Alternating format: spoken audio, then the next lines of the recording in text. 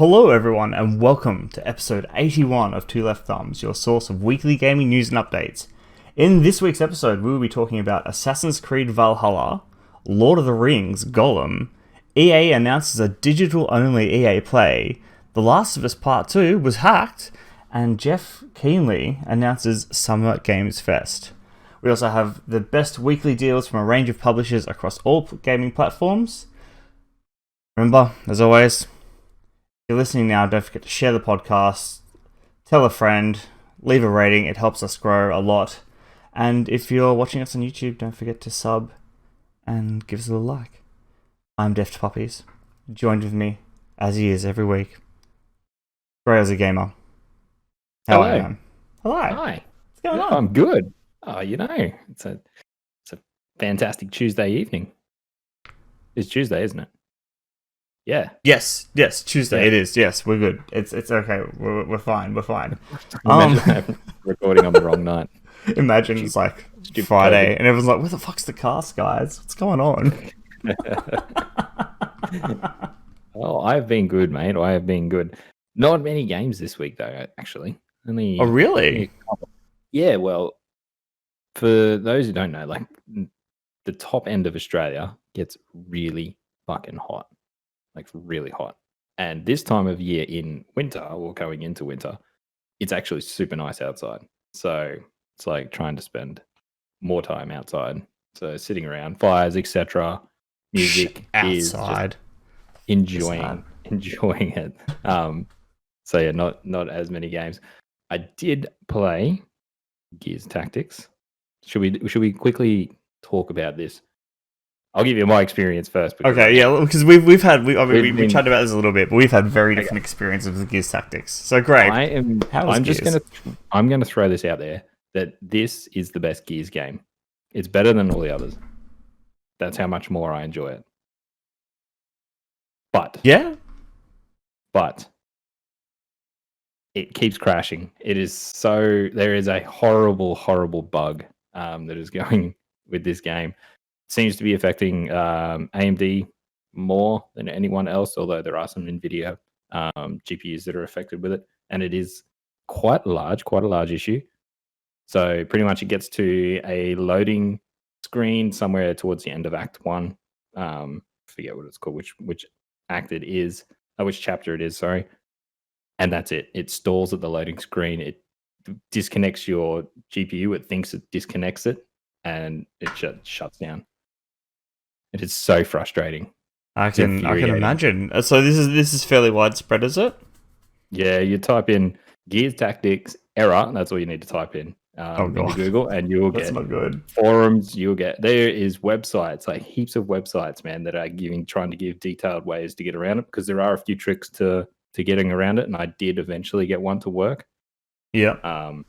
But it was such a mission to get done, which is unfortunate. It's such a bad blemish on the game, because the game is awesome. I love it. It is like I'm not much of a strategy player. I don't play a lot of strategy games, like aside from like RTSs, like I don't remember now. God, sorry. Age of Empires. That's the one. Thank you. 5 a.m. brain is not helping me today. And this particular style of game I'd never really played before, but I'm really enjoying it. It suits, like, we knew this was going to happen, but it suits the Gears universe so fucking well. Like, I can see more of these games being made, and maybe even because it was, from what I've seen and talking to a lot of people that know this type of game type more, it's like what Gears did was a very safe bet. Like, there was nothing really super pushing the envelope. Oh, in the tactical side of this game. In the tactical side of things. Yeah, definitely. But Bean is the first changing the genre of not changing the genre of a game, but it being a different genre of the same universe. I think it's a good baby step, because as someone who doesn't play them and has played Gears like throughout its history, I found the transition really easy, and it took, I think, by about midway through, probably about midway through Act 2, oh no, just after Act 1, start of Act 2, I started really getting into the flow of how the gameplay worked, what I need to do, remembering to use all my abilities and stuff like that I could use. And also, fuck that Brumac. Yeah, that's where I got up to. Yeah, so the far. Brumac is, yeah, fuck that guy, man. I keep getting. I spent That's where hours on him. my crash keeps happening again there. So Oh, is it? Yeah. I've completely shelved the game until they already said they're working on a fix. They know Oh, the that's issue. good. They're trying to work out how it's happening though. So who Okay, knows? righto. Yeah, because you had issues downloading it too with the Game Pass beta on PC, right? Yeah, Yeah. yeah. And I've had nothing but flawlessness from it. It's performed perfectly. I haven't even seen a frame drop. It downloaded perfectly, and it's playing beautifully. And my characters are all wonderful, wonderful Christmas themed people, and it's the best. All elves. No, The customization is the best part of that game, to be honest. It is. When mine does run, it runs, immaculate. It is awesome. Looks good. Plays good. I think like what you said, them dialing the tactical side back was a very good thing for them to do, because it does, like you said again, transition people from that Gears universe into this, which they're two totally different games. Yeah, definitely. But what they did also bring to help that is really, although it's still very cinematic, it still feels like a Gears game just because of the cutscenes and everything, the story, how it's playing out. If you chopped out the gameplay and swapped it with Gears FPS gameplay, it would still it wouldn't be much of a difference. That's the only difference, is the gameplay. Essentially, the story is still the same. The cinematics still look beautiful. If you could snap that camera down to behind the shoulder, it would be nearly the same, and that's why the game works so well for it. Because Gears, the main series, is all about being in cover and popping out and shooting. It's not about darting around the battlefield with super cool abilities and stuff like that. It is about taking cover and taking pot shots. So it lends itself to the game so well. The only thing it might change, because I'm still at the end of Act 1, is it, whenever that boss fight is. I'm seeing a pattern though that I kind of wish they didn't do. So XCOM and that has the base building side of it, which is the in-between mission stuff, which is a really good, it just breaks it up and gives you time to, settle down and do something else that's still beneficial to your team. So you still get healing things and stuff like that out of it. This one doesn't have it.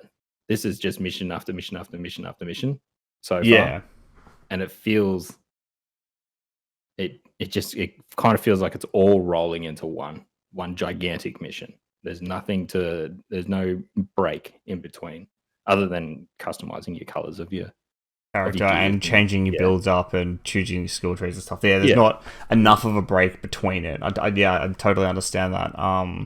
Also, I know it's probably something with that genre as well, but I'm noticing a lot of repetition in mission types.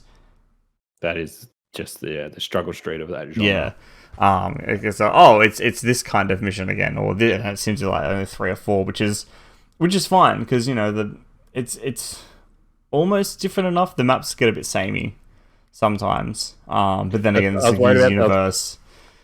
So I was worried about the color palette too, because Gears is very, apart from obviously Gears 5, which changed it up a bit. The rest was pretty dreary, lots of browns and stuff like that. But it does look like they might be changing it up a little bit.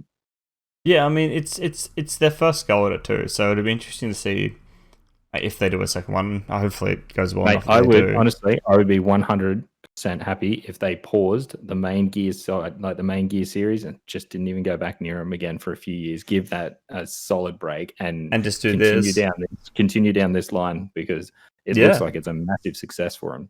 It is. I mean, it's still everything's still canon too. It's all story related, because you're playing as Diaz's dad, which is it happens before Gears 1, 5 years before. So you're on Sierra. Yeah. I had to look that up. I'm not gonna lie. I was a little confused about, because Gears jump all over the place. Wait, which part of the timeline are we in again? What year is it? No one's playing Gears for the story, dude. No one. I mean, yeah, but sometimes just a little bit of story, just a little bit. A little bit. A little bit. Just play the first 3; they're the best ones. Yeah. So cool. That was Gears. The other game I did jump into was a fan favorite of yours, actually. It's a puppy special. Oh That god. is Assassin's Creed Odyssey. All Oh because boy. I'm super pumped for Valhalla. I think it's going to look really good. I think it's going to play really good. I love that setting. That setting is just like Vikings. Give it to me, man. That is like, it's not a very saturated setting. Not many games tackle that. Not in Or do it, games. or no, not TV, in it's game. happened a bit over the last few but years. But it's not in so our bad. medium. It hasn't. It's like Yeah. when I think of a Viking game, in gaming, man, For Honor. For some reason, that's the only, because you can play as Vikings in that. Is about the only Viking theme thing I can think of. I mean, and I'm talking like, that's an action game, third person.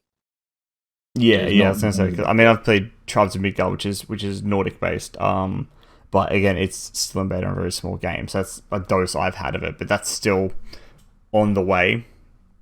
And I think the other thing I'm really like is the mythology is so good. That mythology, Norse mythology, that they're going to be going into, especially coming off God of War. It is going to be, I really hope they dive straight into it and they go full fucking nerdy witch. By the look of it, that's what they're doing. Because I think I read an interview. They're going with a more grounded approach, so it won't be like Odyssey where, it gets pretty wild as far as where the gods are concerned and things happen. Right. Well, but don't spoil Odyssey. No, that's why I'm being very vague. The gods are involved, like most of the DLC involves like kind of Poseidon, like, and all that kind of stuff. Like you find Poseidon's Trident at some point, which is great. So, well, I don't know. I think I prefer, and I don't want to get too far into Valhalla yet because we have a gigantic segment coming up about it. We do. But just in regards to Odyssey, I have not played Assassin's Creed. I skipped Origin. I played a bit of Origins, but before that was it. It kind of, the series just tanked for me. I had enough after platinum most of the other games. I just had to have a break. It was like, I can't do any more Assassin's Creed every year. You're just killing me here. So it has been a good 2-3 years since I've played one of the games, and coming back into it now feels really, really good. And Odyssey is a really good game. It is, yes. I found it a little grindy towards the end. There was a lot of kind of, it could have been like, the leveling was rough. The kind of later stages of the game.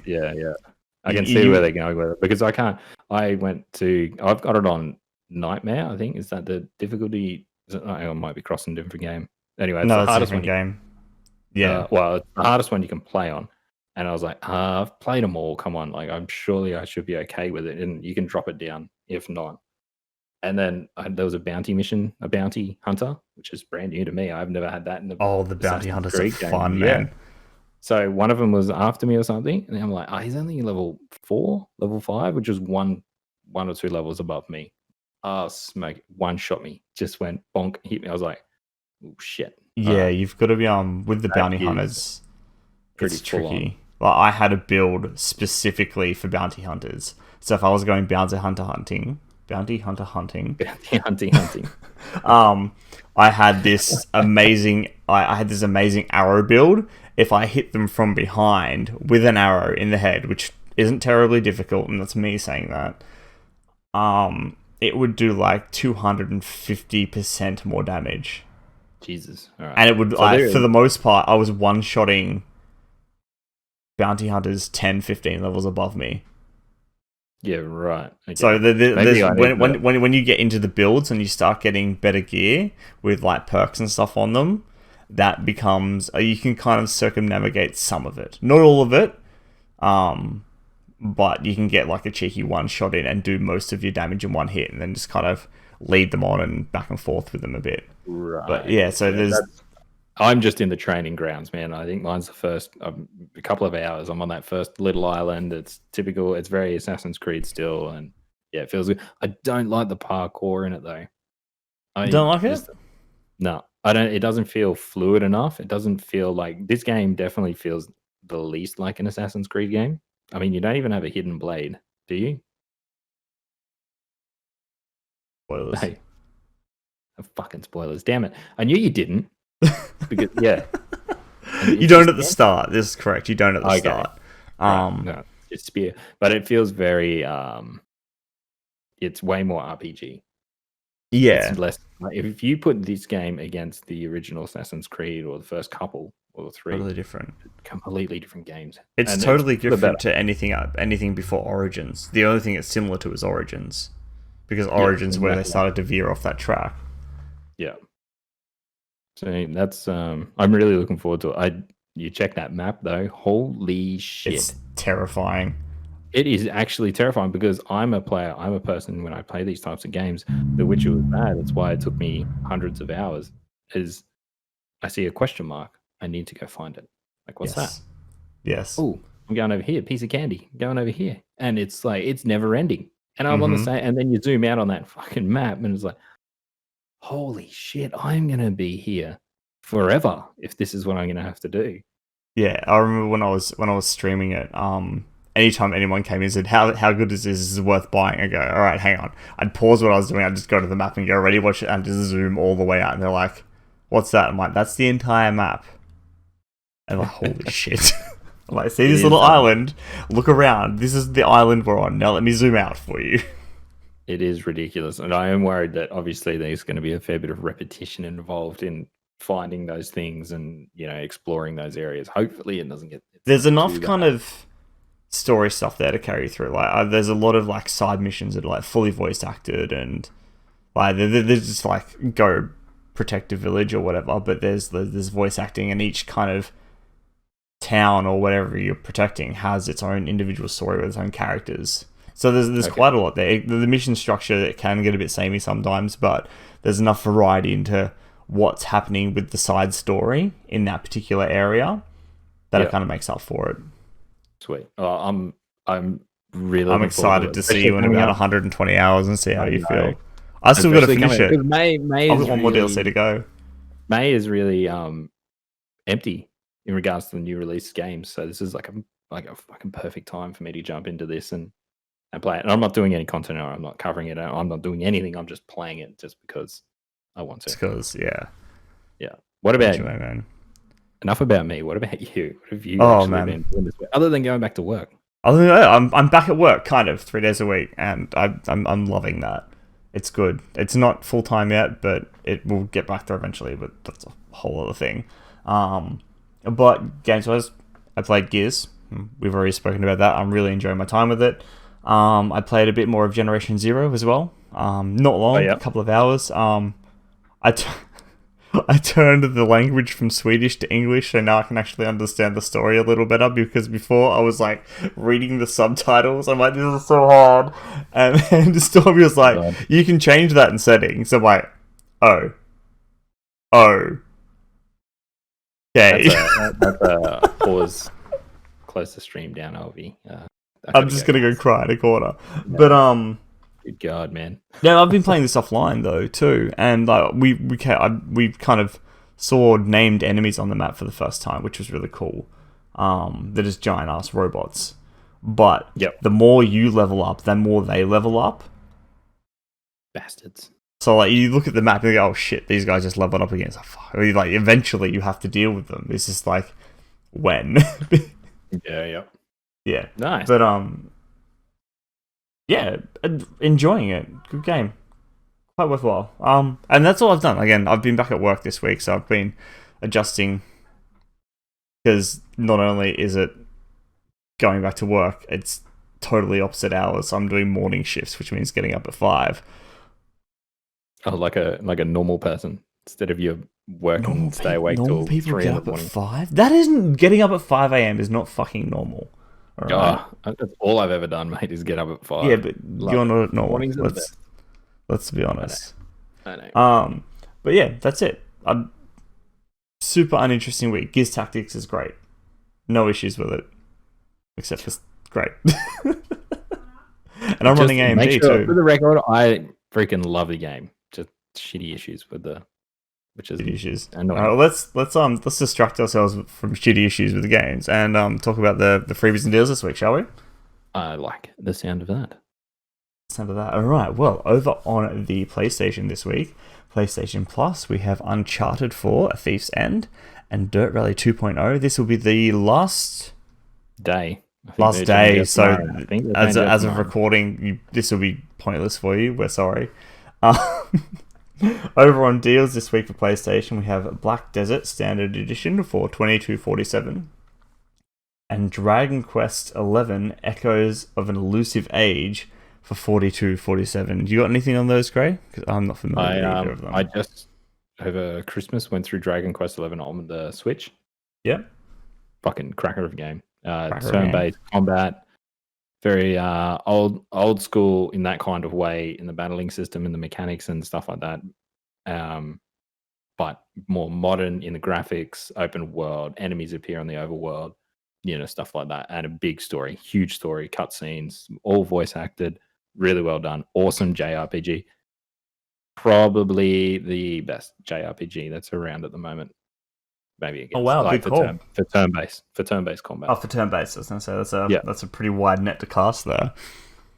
Yeah, for turn-based combat, and Black Desert is the MMO. Black Desert Online, yes. Yeah, I didn't play it. I know it, but I've never played it. People seem to enjoy it quite a lot, though. Mm-hmm.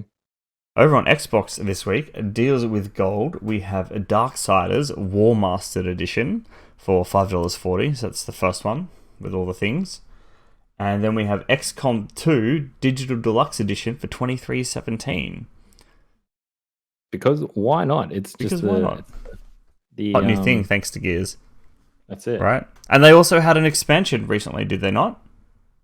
Chimera Squad. I don't know Chimera if it's Squad. even an expansion. And is that just while we're on that, is that really coincidental that that's released just before Gears came out? Not at all. No way. No, that's not a coincidence. No. It's so rough. I can't believe they did it. But well, cheeky, man. It was bloody cheeky. It's super cheeky. Oh, there you go. Thank you. It's okay. What's that? It's a standalone game. Chimera Squad. Yeah. All right. Thank you, Stormy. Appreciate you. Over on the Switch this week, we have Streets of Rage 4 for $33.75. This came out last week. Yep. This week, last week. It's very, very, very soon. Very good. Yeah. It looks awesome. It does look like a lot of fun. I'm not a big side-scrolling fighter game dude, but I might, maybe, I don't know.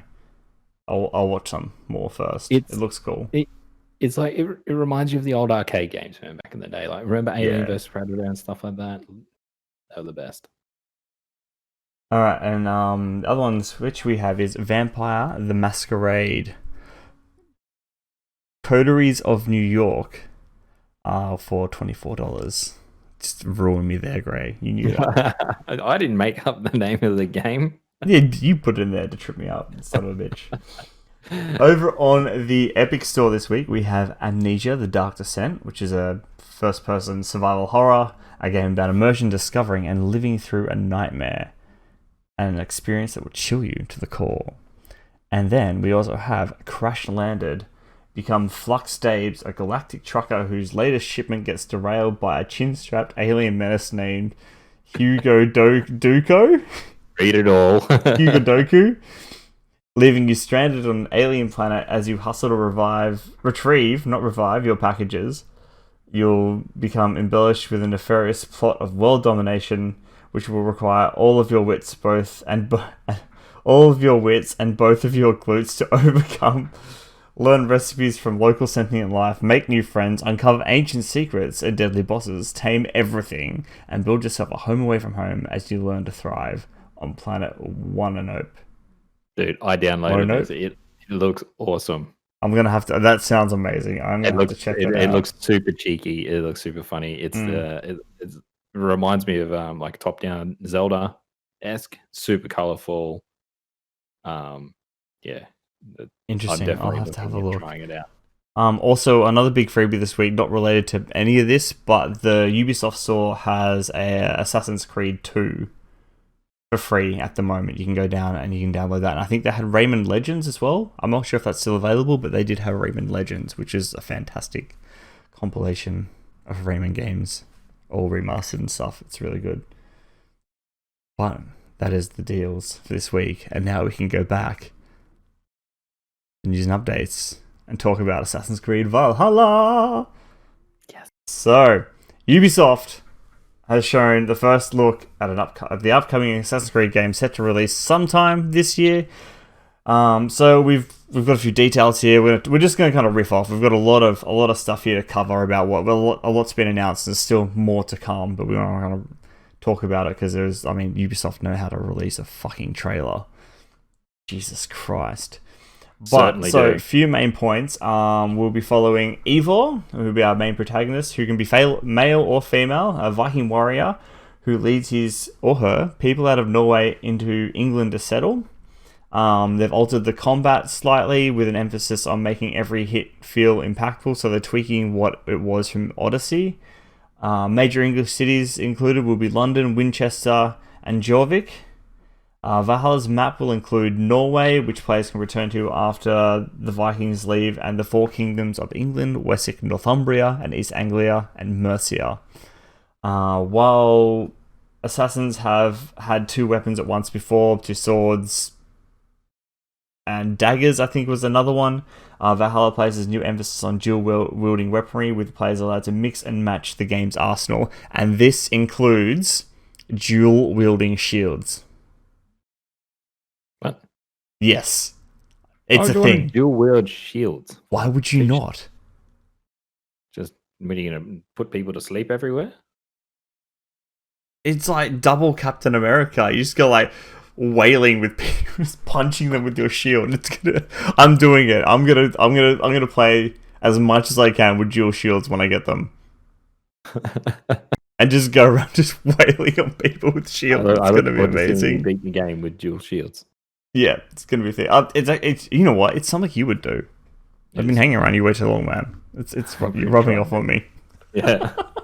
Can you beat it as a frog though? That is the question. I mean, let's find out. I mean, it might not be a frog, maybe a raven, but yep. Yeah. So this was all released. I think the way they announced this was really, really cool too. They started off with a live stream. Of the art, or not a live stream, it was pre-recorded because I knew it was sped up, but of the artist drawing the initial like poster artwork for the game, and that was, I think it was sped up like 2 times or something, and that went for 8 hours, and it was just this stream of this artwork being drawn, and people like in the chat were trying to figure out what it was, and when they spotted things, the chat would go nuts, and it was really, really cool, and then it led to the trailer, and oh my god, what a trailer it was. Yeah, that was it. It was really well done. It was pretty long too. It went for like 3.5, 4 minutes. 4 minutes. Yeah, 4 minutes. 4 minutes. All CGI though. No gameplay shown. No gameplay yet, yeah. All CGI pre-rendered stuff. So, but still, we got a fair bit of information out of it. Like I said earlier, the setting for me is what's doing it. I think it's just going to be. There's so many options there for them. So many different landscapes. The landscape itself is also going to be quite different. Probably looks more like Assassin's Creed 3. Assassin's Creed 3 was more open, more fields, snow, trees, stuff like that. So maybe I just want to raid a fort. Also, it's going to harken back to 3 quite a bit too, because I know with 3, with Connor, the main protagonist there, his combat style was very raw and brutal. Like it was very it wasn't like stylized, but it was a very violent kind of combat, and they're bringing in like decapitation for this, which is going to be cool. If it's done right. If it's done shitty, it'll be annoying, but there's the one thing like you definitely would know about more than I would, but I've seen so far is how they've already, the point you just read about, they've been adjusting the weight in the combat, making the hits actually feel like they are hitting something decent. Like in Odyssey now, all the hits sound that they feel the same. It sounds like you're hitting the same thing every time. Doesn't matter what side, like big swing, little swing, it's all the same. So yeah, hopefully if they do get that sorted, make it Hopefully, yeah. meatier and chunkier, then that will Chunkier. it'll feel more rewarding. And as a Viking, you don't want it to be finesse. You just want to rip and tear. Like exactly. It's like I'm not even going to go stealth. I'm just going to go full warrior. Yeah, I'm doing Chushu, which would be amazing. So there's lots of cool stuff in here. Like they had a whole heap of information up on the Ubisoft website. They're going to be showing some gameplay on the 7th of May through the Inside Xbox. Inside Xbox, yes. Where we're going to be getting a whole heap of third-party stuff, but Assassin's Creed will be there, so we get to see some gameplay there, which would be really cool. I don't think it'll be much. It might be like one side mission or something, or the start mission probably. But that'll be really cool to see some, especially like so close to a trailer release too. They kind of bam really quickly. I'm very keen to see how they handle the open world now on a next gen console. I want to see what the differences are going to be. Like, how is it going to be more dense? Is it going to feel more alive? You know, are there going to be more effects? Like, what is actually going to be happening as you're trudging through old England? Well, they're adding a heap of stuff as well, like different thing. I mean, it's not really adding, I don't know, but there's going to be like your home, like a home base upgrade kind of thing going. Like back your settlement in England. When you get there, you'll have to grow this settlement as you go through the game. So I'm not sure how much that's going to affect your gameplay elsewhere, if it gives you certain perks or you get things like, because I know with like when they've done this before, I think they did it with Black Flag and Assassin's Creed 2, where you upgraded this home base main town and it gave you different perks and all kinds of stuff like that, and a few different abilities and different ways. Like, it wasn't much, but it was a little bit. So I'd like to see that be more, not necessary, but more impactful if you went to the effort to go to work all that out. It's got to feel rewarding, otherwise the players aren't going to do it. I think that's where they stumbled in Brotherhood. I think it might have been the one after it, where they just it was very tacked on, and no one wanted to do it. It was like a tower defense mini game thing as well. Oh, that thing was hideous. Shit, it was so bad, it was so poorly executed, and no one played it. Like, played that section. So yeah, I did read about the whole base building thing. I hope it is in depth. I hope there's some really cool stuff there to find and to do, and it feels rewarding to go back. Again, like bringing up with Gears, it's good to have that, offset, that balance to come back and do something else that's not just like running around a massive open world, hacking things to bits. Yeah, because after 100 hours, that's going to get tedious. It is getting tedious. Yeah. Another cool thing they've got is you can create, like, you can send out raids. Like, you can go raiding, right? But you can make custom raiders. Like, you can create your own custom raiders, and those ones you carry, and anyone in your friends list, they will show up as an NPC as your raiding party if you have them added and you have it all enabled. Oh, sign me out. How cool is that going to be? It's essentially like Drivatars. You better make yourself a damn good raider. I'm going to make myself a giant chungus. It's going to be great. You will be a giant chungus. You'll be my battering ram. Send the chungus in. Oh, that'd be fantastic. Deploy the chungus. So it's a cool thing. And apparently when your character is out raiding, you'll gain stuff from those raids too. So when you're not playing, you kind of get some reward for doing that too, which is kind of neat. We got the main antagonist will be King Alfred of Wessex, who was massive in this time period for being one of the few leaders to withstand the Viking attacks on England. Like, everywhere else kind of fell, whereas he kind of held out his own quite well, which is really cool, because that means he hasn't come up against Chungus yet. Not Chungus. He hasn't come up against Chungus. Right. Now he's screwed now. Yeah. We have open world activities, including hunting, fishing, dice, and my favorite, drinking games. Yep. Yeah, it's going to be good. Biniacs. Yes. And there is also, I think one of the games is where you basically you just insult each other. Yeah, you can rap battle, isn't it? Yeah, it's essentially a rap battle. Yeah. I forgot. This battle. It's something. There is a word for it. There is a word for it. But yeah, you basically be able to fucking just riff off with other people. Insult each other over and over. Sounds good. It sounds good. What else have we got here? Oh, the large scale land battles. Hello. Land battles are coming back. Kind of. We don't know if they're going to be the same as Odyssey though. You haven't played. Have you done one in Odyssey yet?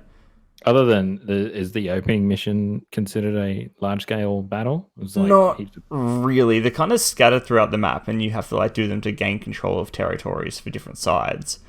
It's just a bunch of people fighting, and then there'll be certain people you have to take out during that, and try and kill more people than they're killing you. It's like a proper battle. So that sounds good though. It sounds like it's breaking things up and it's something different. Yeah, lots of new different things in here, which is really, really cool. Help me out here, Gray, because I'm lost in all these facts. well, you went way off. I went way off. I just got excited and then went, oh, this and this and this. Well, I think we've pretty much covered most of it anyway. So they also will end on it though with while Valhalla is not meant to be the end of this series. McDevitt called it a good kappa, I guess, to the franchise so far, and should include a lot of nods to the franchise history. So interesting, because I've read a rumor that they might be dropping the whole Abstergo modern day thing completely. Good. It's been the last out of the game because people have been complaining about. I haven't seen it really too much in Odyssey, but it does generally pull your immersion out. You get literally yanked out of that world, that Viking world. It's going to be a Viking world. Back to some shitty apartment where you're Abstergo. Yeah, I found that with the last few, it's been like that. It's felt very tacked on.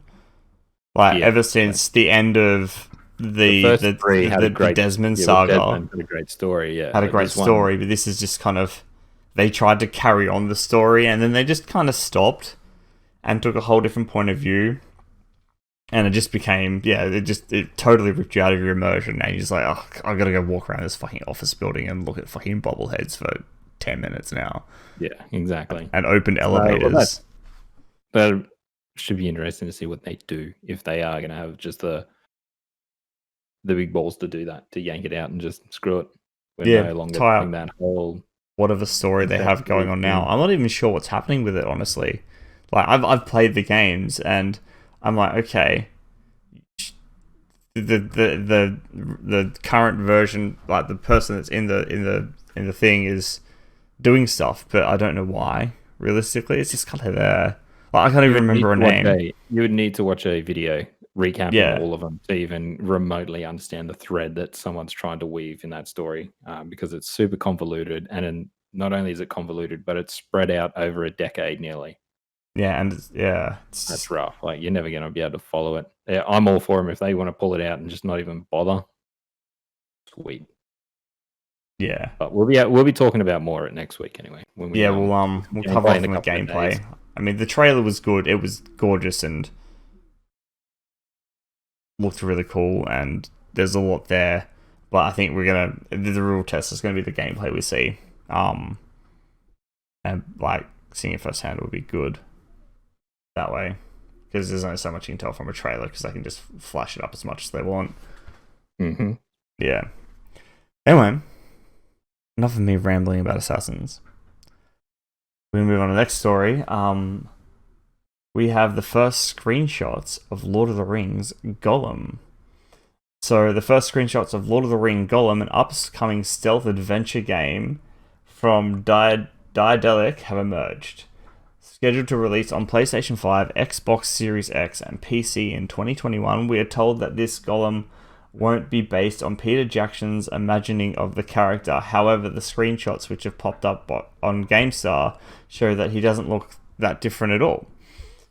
There is a slightly more cartoony quality of the screens that we've seen from Monolith's Middle-earth games in recent years. Most of the screenshots show a darker region of Mordor, but there is a glimpse of lush New Zealand green in there too, albeit with some giant lurking spiders in the back of the frame, because we all love spiders. As for the game itself, we shall see what a stealth action game... we see what looks like a stealth action game we promised, as well as what seems to be an adventure-style decision-making based game around Gollum's dual personality. This game is based entirely on the Tolkien books rather than the movies. I totally forgot about this game. I thought this was new. Is this not new? It's been announced for a while. Like, no, they haven't shown anything of it though. No, like this is the first anyone's ever seen of it. But yeah, they did announce that they were, because I don't think you're allowed. How hard would it be to hide that IP that you're working on a game like from the Lord of the Rings? Oh yeah, it'd be massive. Like, it'd be hard. We might have even talked about it here. Maybe I just forgot that much. I'm not too sure if we've covered it here, but I checked out the screenshots. It does look like their previous games, so it's got their like a cartoony aesthetic to it. I don't know. It's more in their character design. So Gollum does look like Gollum. It's different. I saw a couple. He's got bigger eyes and even bigger eyes.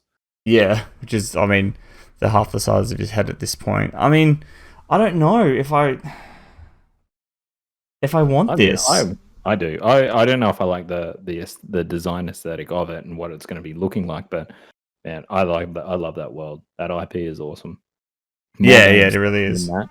More games set in that is good, and I don't care what it's going to be. So I don't know. For it.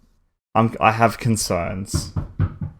Oh yeah, but you're going to definitely get some concerns from it. But it's also interesting that this is exclusive to next gen only. I mean, not next really. Year. Yeah, it's not going to PS4 or Xbox. Xbox One X. I mean, maybe the way they're building it, it's only lent to those. But I mean, there's going to be a point where it's a small team. Like it's a smaller studio, so that would take a lot more resources to spread it across that many extra consoles to do. It is what it is, I guess. Yeah, definitely. Down, bring it on. Show some more. I want to see gameplay. I want to see gameplay because I don't know. I'm not convinced by the screenshots at all. No, and I don't think a lot of people are. A lot of people were, like, the comments I read about it was like pretty harsh. They're like, "Oh shit!" Like, yeah. It's I didn't delve into the comments, but personal thoughts. I'm like, no, yeah. Okay. On to our next story. How The Last of Us 2 was hacked. The Last of Us 2 leak was instigated by hackers that found a security exploit in Naughty Dog's older games, according to multiple sources. Journalist Jason Schreier tweeted today that in a patch in an older Naughty Dog game, inadvertently allowed access to the developer's servers, allowing hackers outside of the company to access footage from the devs playing a non-final build. That corroborated a thread from an anonymous game developer, Pixelbutts, who had earlier claimed to know the initial hackers and went in detail on the process they used to gain access. He also claims that the initial hackers were not responsible for the leak. Wow, I'm sorry, guys. Struggle.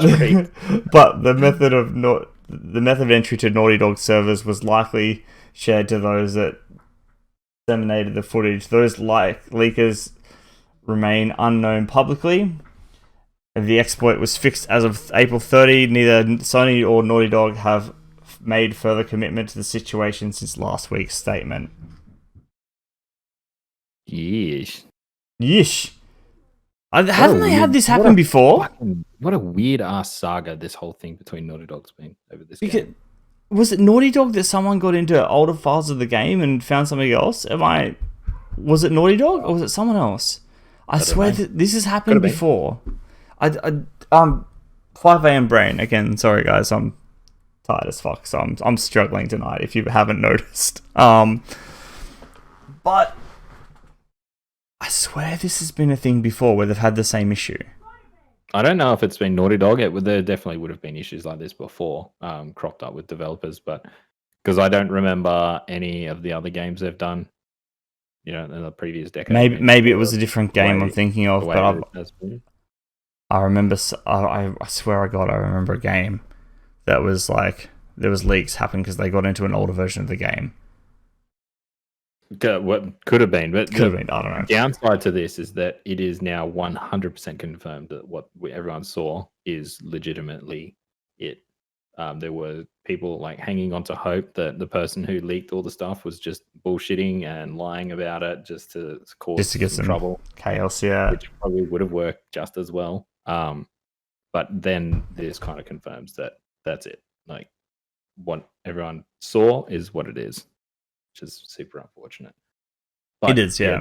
This whole like, man, Naughty Dog. I bet you they wish they could have just gone back a year from now and just tried to get it out on that original launch date. Because I think that's where a lot of this is stemmed from. That was before this COVID thing. It was before they would have got it out and done. Like and it would have been fine.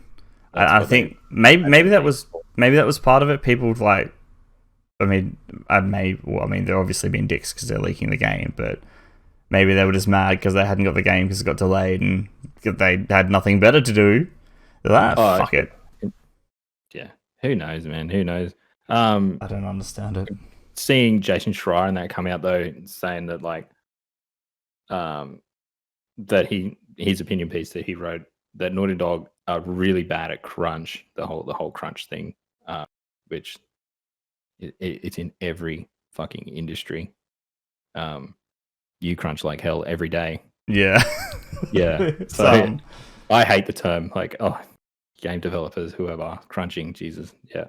But he pointed out in his article that that they're very well paid, that it's one of the best developers out of Sony's branch to work for.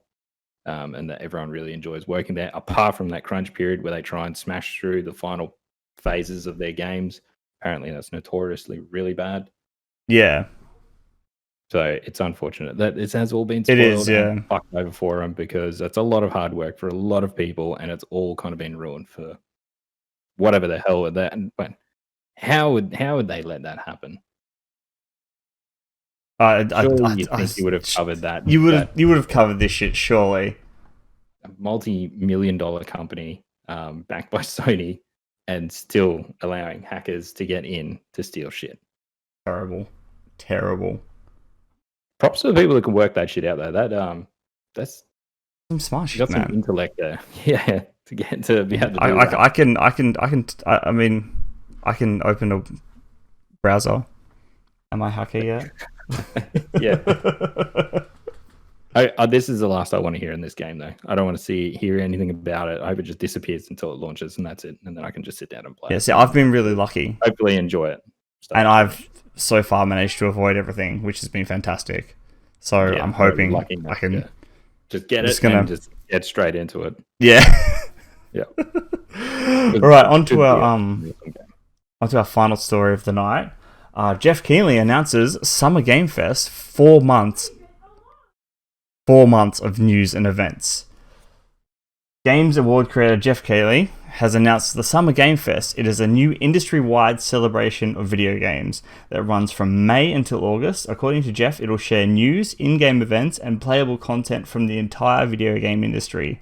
There'll also be panels and interviews leading from leading developers and publishers, and it's going to be 100% online. Phase 1 of the festival will feature announcements from 2K, Activision, Bandai Namco, Bethesda, Blizzard, Bungie, CD Projekt Red, Digital Extremes, EA PlayStation, Private Division, Riot Games, Square Enix, Steam, Warner Brothers, and Team Xbox. Holy fuck. Everyone. Wow. Everyone. This news follows on from IGN's Summer of Gaming announced last month. This particular digital event will take place in June and is also collaborating with a number of major partners to share the latest news and impressions around upcoming games and the next generation console hardware. So this is our E3. This looks Geoff really Keighley cool. to the rescue as usual. What a legend. Game Champion. Awards. He And now, just on that bloke, he does an insane amount of work in this gaming industry. Imagine trying to organize this at this short of a notice. yeah. I mean, do you think maybe it was something that he was considering beforehand, though?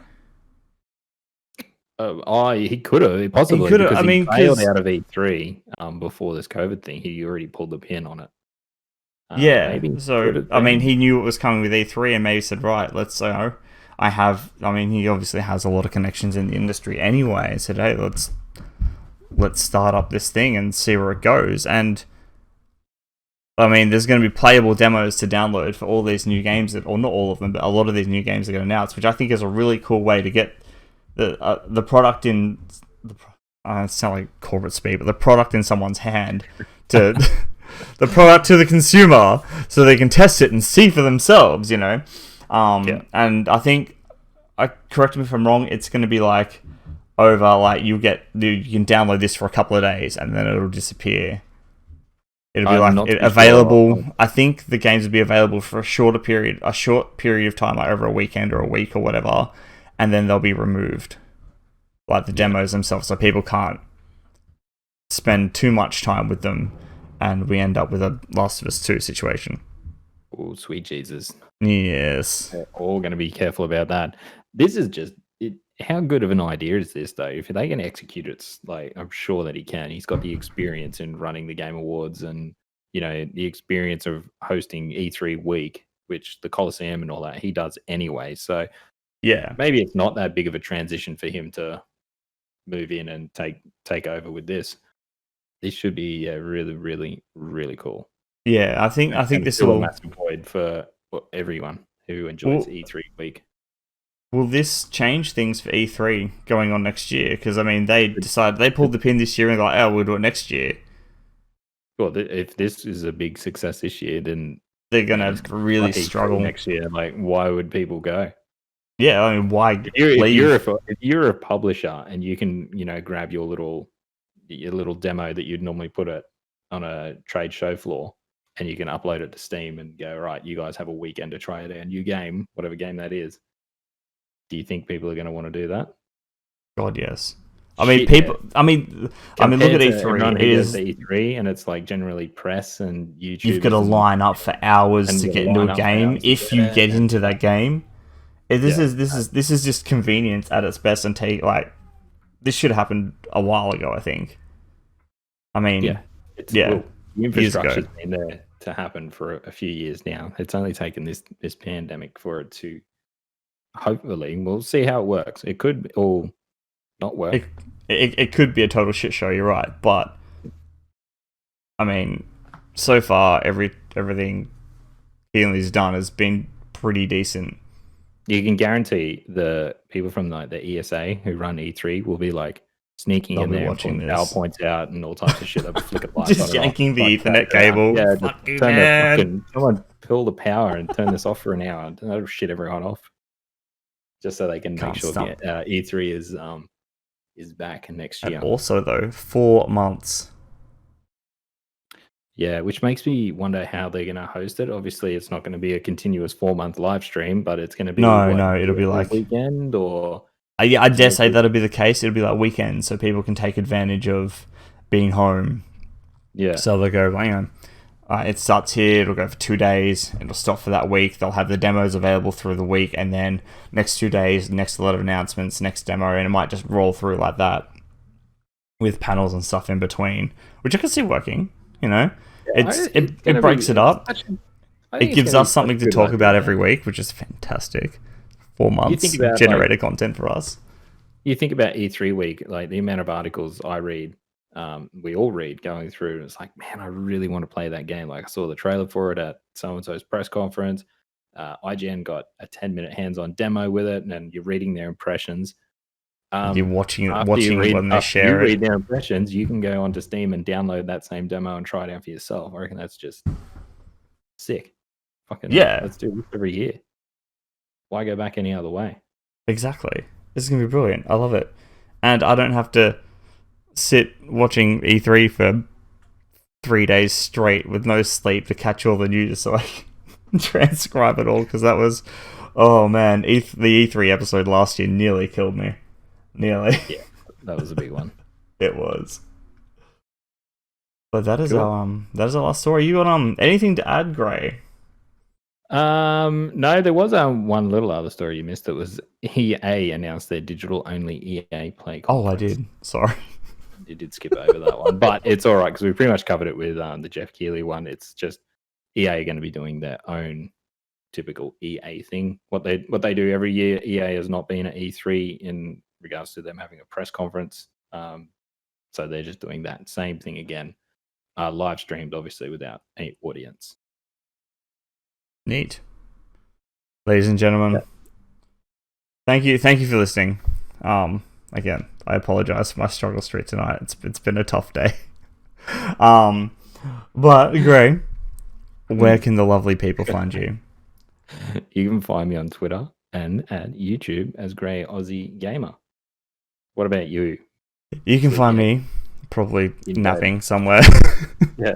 You can find me on Twitter and Mixer at deft_puppies.